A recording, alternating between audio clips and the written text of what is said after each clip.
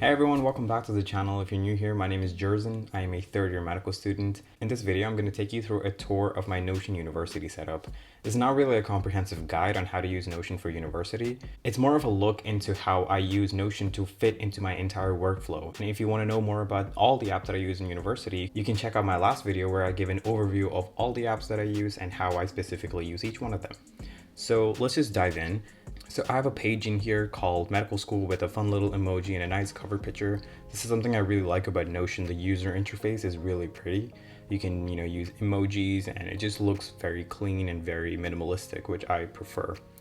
So there isn't a lot, but these things do really help me. So right up here in the top, we have a couple of links. So the first one is called Semester Archives.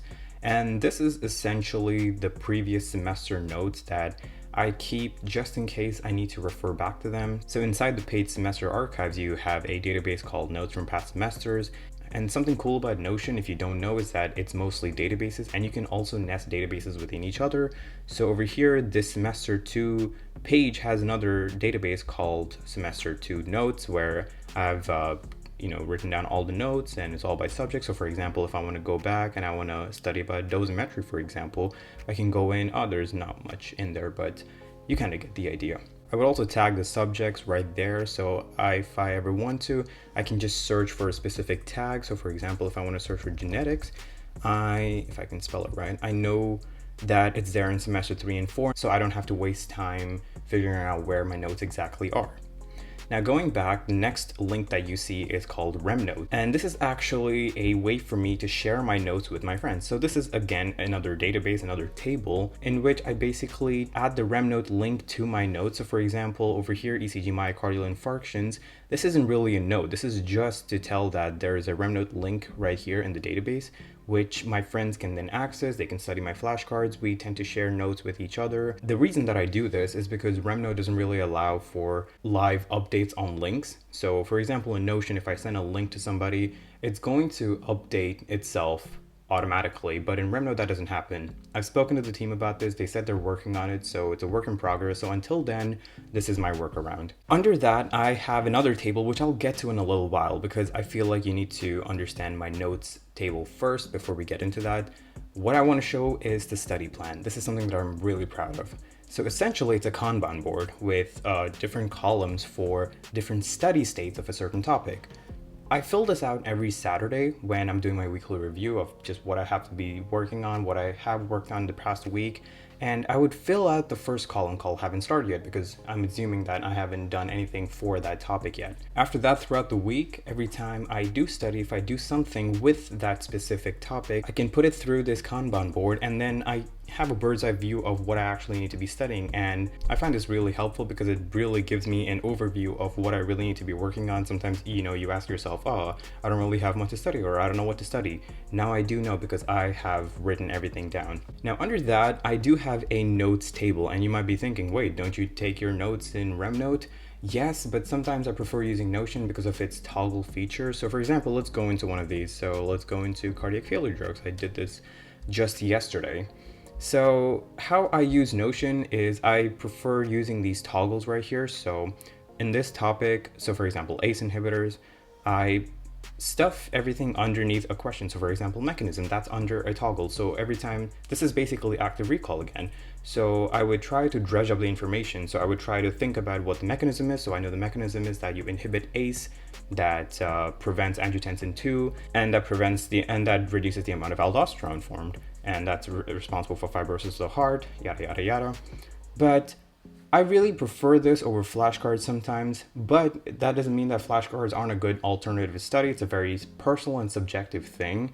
So I tend to have a mix of both of them. So sometimes I do prefer using flashcards in RemNote. Sometimes I prefer using this. It really depends upon my mood and depends on the subject, honestly, because for some subjects like anatomy, flashcards are a much more superior way of studying than just questions and answers. So these notes in this database, they are organized by subject, and right next to them you can see something called score. And score relates to the spaced repetition system that I use. So for example, over here, every time I'm done studying, I would set the next revision date. I would set it as a reminder. So for example, let's just say I finished congenital and acquired heart disease today. I didn't really do it, but let's just assume. So I would tag the next revision as tomorrow. So I would hit that, and I would also put the reminder for on day of the event. So that way on my phone and my iPad and my, it's gonna come everywhere that I'd have to revise this today. So once that's done, I will go through the revision, and depending on how I did, I would give myself a score from 1 to 5. And I'm gonna be completely honest here, sometimes I do pretty bad. So for example, we can see a couple of 2s here.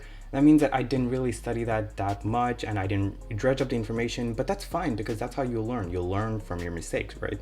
So I would give myself an honest score, and then depending on that, I would put when the next revision date is, and I also put when the last revised date is. So I sort of have an idea of what I really have to be studying at some point. Now we can go back to the earlier database that I mentioned, things to revise.